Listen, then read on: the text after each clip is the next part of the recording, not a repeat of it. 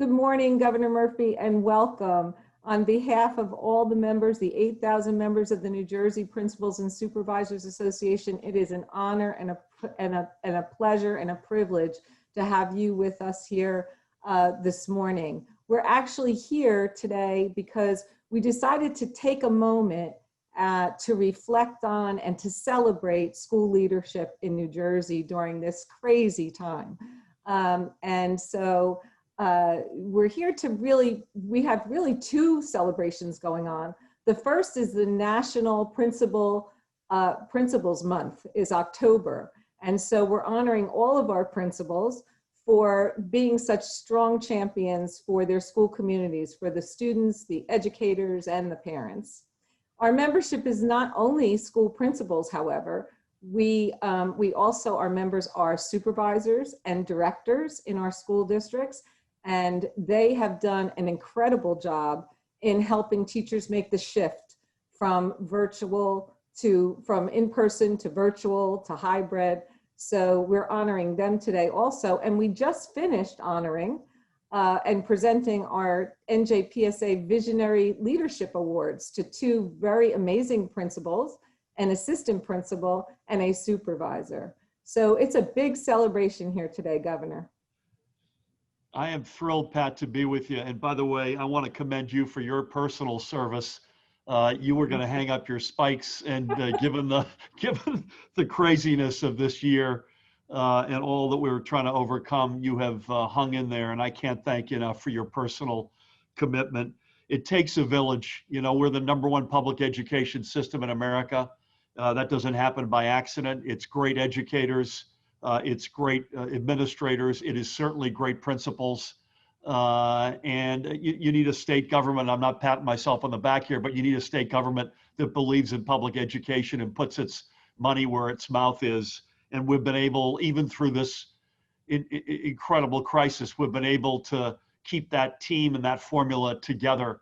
And I want to add my kudos to all of the above, but especially Maria, Christian, Dina, and Michael for their recognition today for these NJPSA awards, richly deserved. And you know, this is not a normal school year. The spring wasn't, and the fall isn't, and it makes the efforts that principals are putting forward rather, and all players, even more impressive. So I'm incredibly honored, as always, to stand with you. I know we want to have a little bit of a conversation, so I don't want to delay that any further. But Pat, thank you to you and all the principals you represent, all the supervisors, all the vice principals, everybody in this mix. It does take a village, and this group today is a great example of that. Well, Governor, you said you didn't want to give yourself a pat on the back, but our theme today is resilience. Great theme, right? Because Amen. we've all had to be pretty resilient during these times. So you certainly have shown great resilience and leadership. I mean, coming off of surgery and having to then get in there and run this state in a time of what will probably be the biggest crisis in our lifetimes, this global pandemic. So we're glad you're looking well. I just had my 6-month checkup after surgery, and it all went well. So that's thank great. you for your prayers and your good words. It's wonderful. And I also want to thank you on behalf of all the citizens in New Jersey for your strong leadership and transparency during this whole crisis. You've done an amazing job. Thank you. With that, I want to ask you today, since we're celebrating leadership, what can you share any words of wisdom or some lessons learned in your leadership from the challenges that you faced over the last several months? It's a great question. I think a couple of things, and again, I'll try to be brief with my answers so we could get to a few questions together. I think on a crisis, I've learned this in prior situations, but none more so meaningfully than this pandemic. History will be unkind to all of us if we allow this thing to drag us. It will be either kind or forgiving if we, as aggressively as possible, get out ahead of it. And that's been our our watchword from day one. And it's not just a pandemic health reality, it's an economic meltdown, it's a fiscal crisis. It's clearly stressing and challenging our delivery of extraordinary education to our kids. That's one lesson. And Pat, I'd say another one is I've been trying to channel, even if just the fingernail of Winston Churchill in those early years of World War II. In the early 40s, Germany had conquered the entire, Nazi Germany had conquered the entire continent, and the US was not in the war yet, and the Germans had not turned to the Eastern Front yet. So it looked like all eyes were on the fact they were going to crush Great Britain. And Churchill balanced, and this is something that I've been trying to balance from the get-go, nothing but the facts, even if they were brutal and folks didn't want to hear them, on the one hand, but on the other hand, giving folks a real plausible path of hope. That if this is what we're facing on the one hand, including death and destruction, and sadly we have lived it, the toll is enormous. But on the other hand, if we do the following things, we can achieve a better day. And that's probably the most important, getting that balance right over any time, I suspect, but certainly over the past 7 months has been our objective. Well, you've certainly done a good job at meeting that objective so far. Thank you.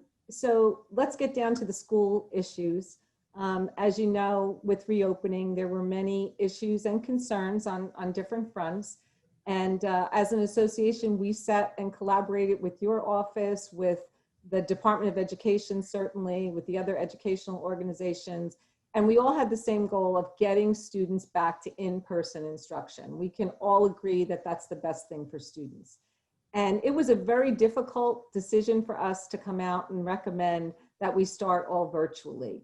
We did that because we wanted to ensure safety, and we also wanted to give schools the time needed to really establish a strong virtual learning platform, so that, because we know that's going to be a foundation as schools move in and out of hybrid and remote, possibly during the year. So that was our thinking. Can you share, and thank you for giving schools that option. Can you share what your thoughts were as you began to craft the vision for school reopening in New Jersey, and how do you think it's going so far? Yeah, I'll start with the end, Pat. I think it's going very well.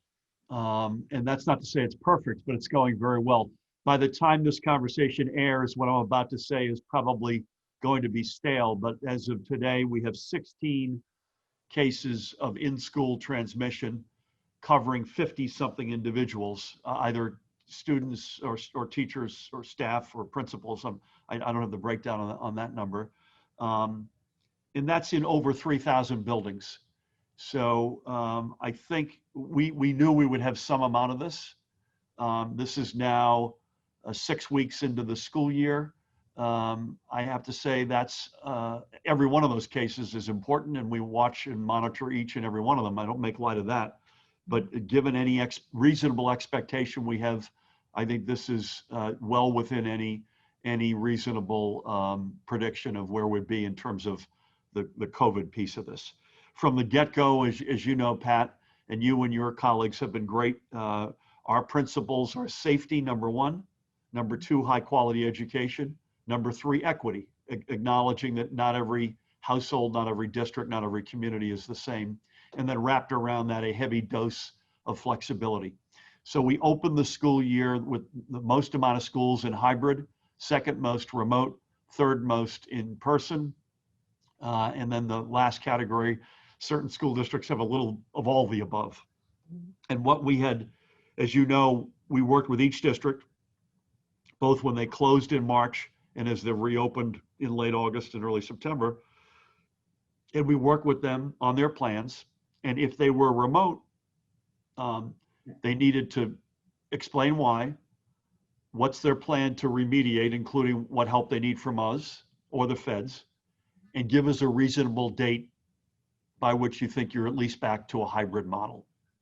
And so as we've seen, I don't have the numbers in front of me, as we've seen over the past couple of weeks, and we predicted that this would begin to really take place, assuming that the infection levels were under control, that in October, as you get to the end of the first marking period in a lot of schools, you'd see a lot of those dates were October, early November. So what we're seeing now is what we expected, a migration from all remote into some kind of hybrid. And also, as we predicted, we're seeing less of a migration from hybrid to full on.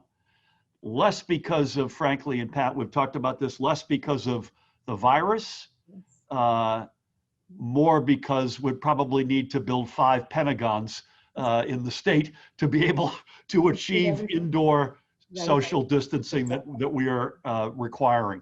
So I think that will continue, Pat. I think this will continue to be a migration from all remote into hybrid, particularly over the next 4 to 6 weeks. Again, we got to be mindful of what's going on around us outside that school. That's why we've regionalized this, sub-regionalized it. We can't ignore the fact that our numbers are up as a state. Yeah. They have been concentrated. So Ocean and Monmouth County have been the big ones over the past couple of weeks, but it's not just those places.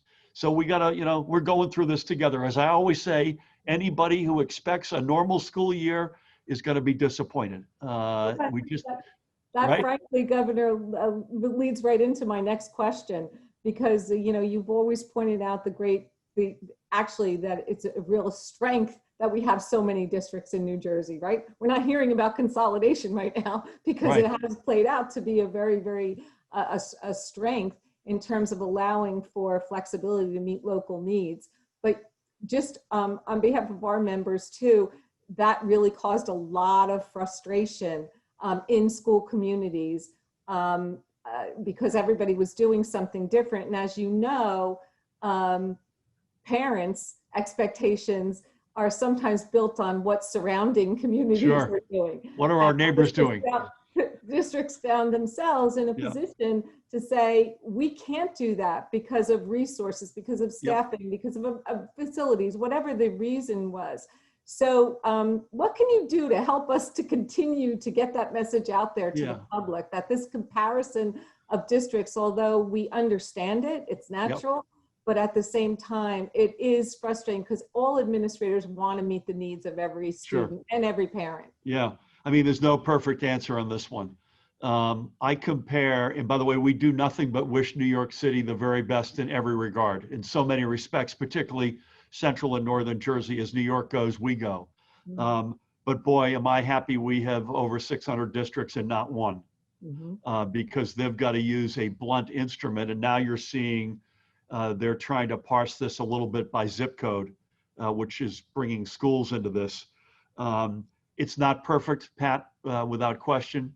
We know that there's, by the way, rightful expectation. The reason why parents either stay here or come here, the top of the list is to get their kids educated in a public school. That's New Jersey. And our job collectively is to keep it that way, even during a pandemic. It's to be expected. I promise you, I'll use my bully pulpit, and I have from the beginning, to back up the fact that I completely accept the expectations. That's not ever going to be in doubt. And I don't blame parents for wanting the best for their kids. That's Jersey, period. But it is true that not any two school districts are the same. There may be similarities, but there are real issues. And again, the great part of the remote piece, and I know that's been a real bone of contention, and really what you're talking about, Pat, really, my kid's not in school physically. My neighboring district, they are, at least as a hybrid. As I mentioned earlier, the beauty of those plans is they've got a date associated with them.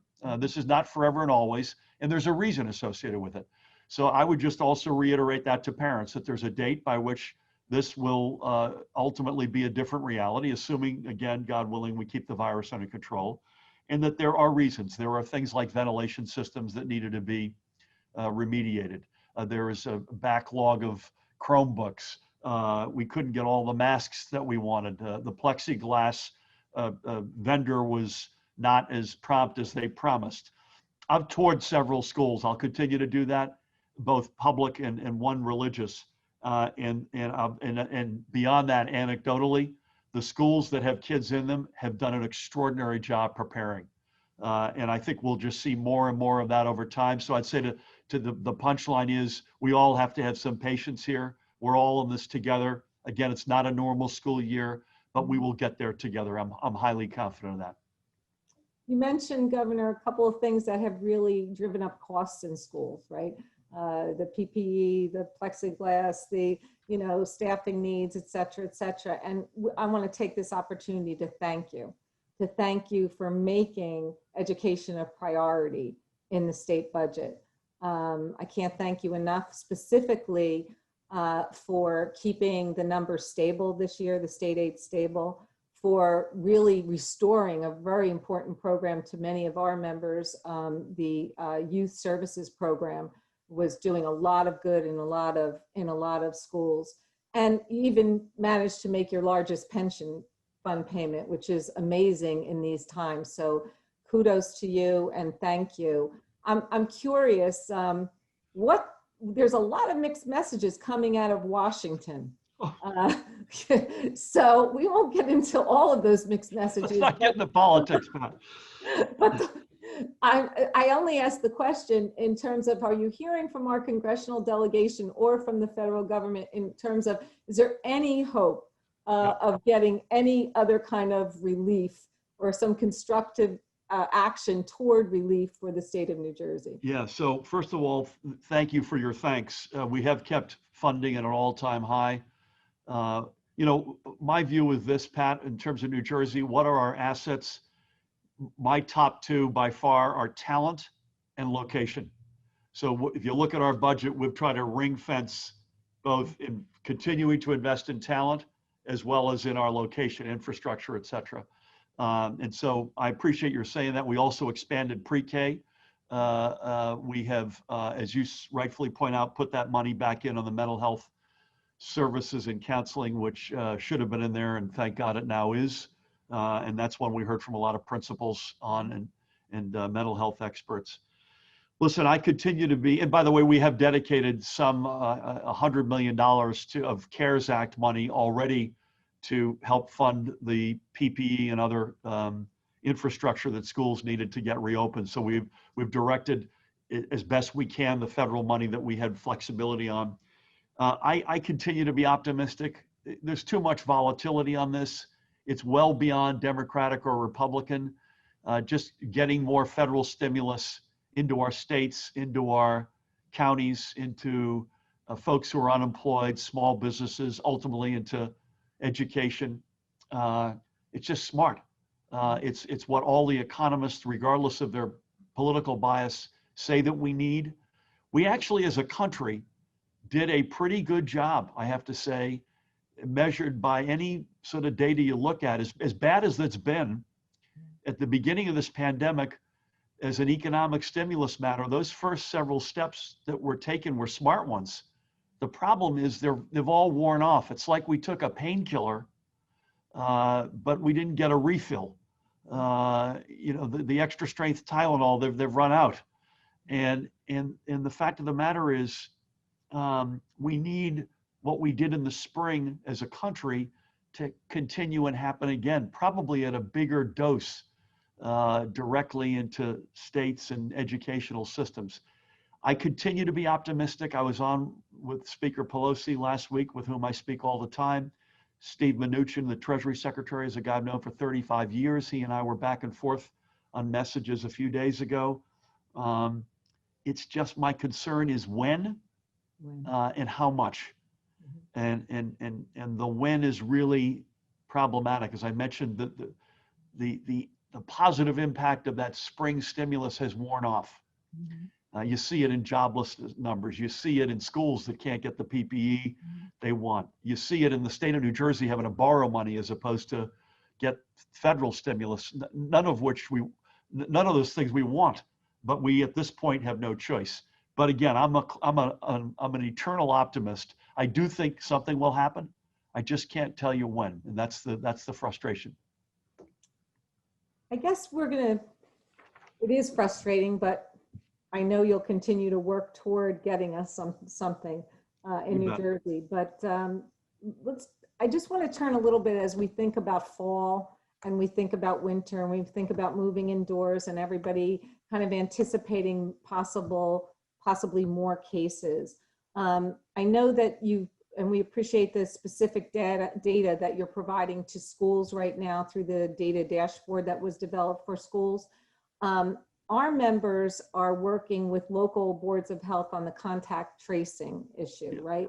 And so one of the issues we'd like to talk to you about is ensuring there's a reciprocity of sharing information.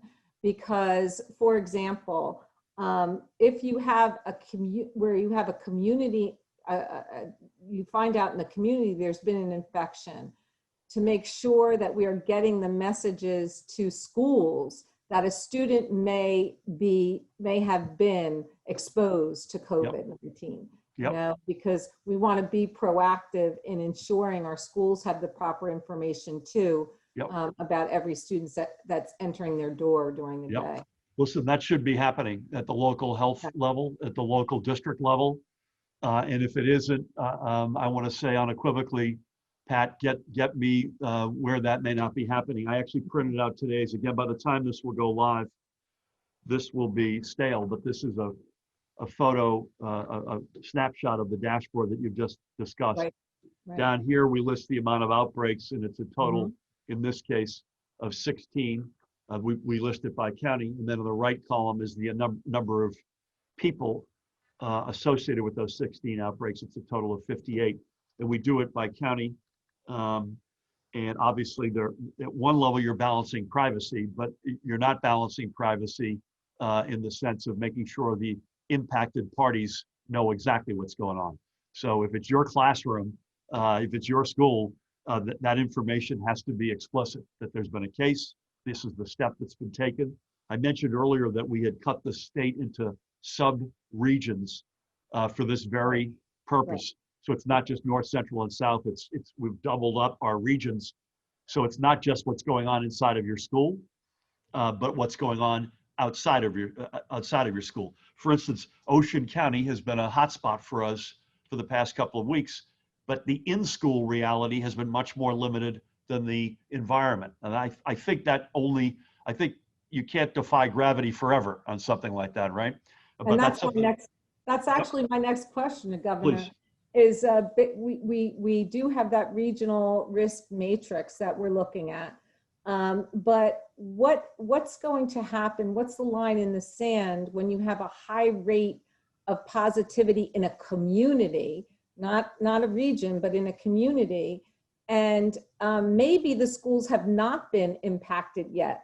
But at what point do we proactively close schools so that we keep kids and teachers safe? Yeah, that's a great question, which I was going to segue to. So you gave me a 70-mile-an-hour fastball down the middle of the plate, which I can hopefully hit.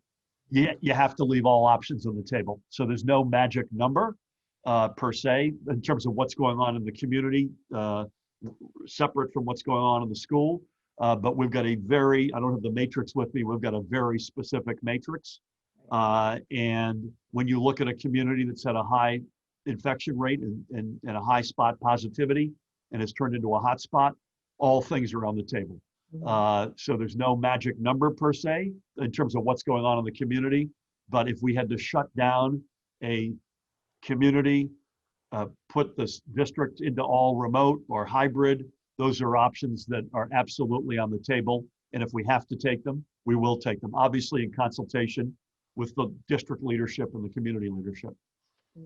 I only have two more quick questions. One really is, similar to public service professionals that were essential workers, many of our educators, principals, assistant principals, supervisors, directors worked during the shutdown of schools. And sadly, we lost several accomplished principals and educators during that time. We've seen legislation that will support families of police and firefighters who bravely served and who lost their lives in the pandemic. Yep. Would you support similar legislation for educators? I mean, I make a habit of not getting into specifics on hypotheticals on legislation that hasn't come my way. Right. But I would say that's something that we all have to come together and take very seriously. There's no question you've got folks who are at the front lines. And by the way, as you saw, Pat, and we discussed in the spring, if it gets to the fact, forget your question a minute ago was about a given community. We had that as a state reality Right. in March, and we took the action. We were blessing certain districts as they closed in their plans, and we ultimately pulled the garage door down on the entire state to protect, for the very reason to protect folks. So we completely acknowledge the fact we've got people heroically, whether they're in a hospital, frontline responder, or teaching our kids, that we need to give an extra special amount of care to. How that actually looks, I'm open-minded, but I want to acknowledge for everybody, anybody who's at the point of attack has our unending respect. Thank you, Governor. And lastly, I want to just bring us back for the last question, back to what started this conversation about leadership. Right after we speak today, our members are going to be hearing from Captain Sully Sullenberger. Oh, I love that. And the man who performed the Miracle on the Hudson, right? Yeah. A strong, strong leader in a time of crisis, that's for sure. Amen. So my last question to you is, who was your most admired hero in your childhood? And then who would you say now today stands out in terms of a leader? Who's on the scene today? Yes. Yeah, so those are, by the way, Sully Sullenberger. I don't want, I will not, Pat, claim to know how to fly a commercial plane, by the way, or to save one to the Hudson. I wouldn't fly in one with you either, if you were flying it. But what a cool, that's a cool guest. I'm honored to be his warm-up act. Listen, growing up, and even through this crisis, I grew up outside of Boston, so I was a big John Kennedy. I'm an Irish Catholic Democrat, so Kennedy certainly inspired me growing up. I mentioned Churchill a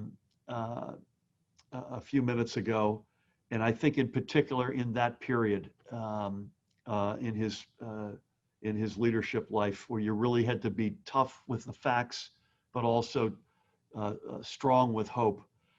Listen, today I've developed a real affection for Tony Fauci. He's a guy, we did a Facebook conversation a couple of weeks ago. I saw that, it was wonderful. Yeah, which was great. And we've had private conversations. He's married to a Livingston gal, by the way. So we are Jersey are his in-laws.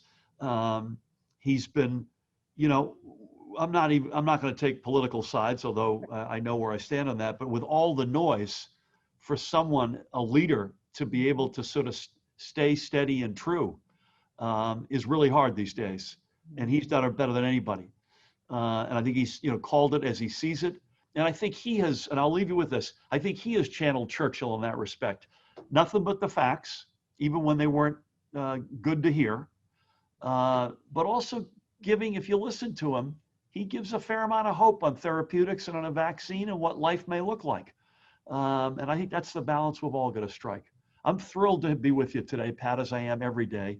And I want to say to you and all your colleagues, you are on a pedestal, and I cannot thank you enough for what you all do every single day. And you transform the state and transform the lives, especially of our kids. Thank you so much, Governor Murphy. We really appreciate you being with us today. My honor. Thanks for having me, Pat. Take care. Take care of yourself.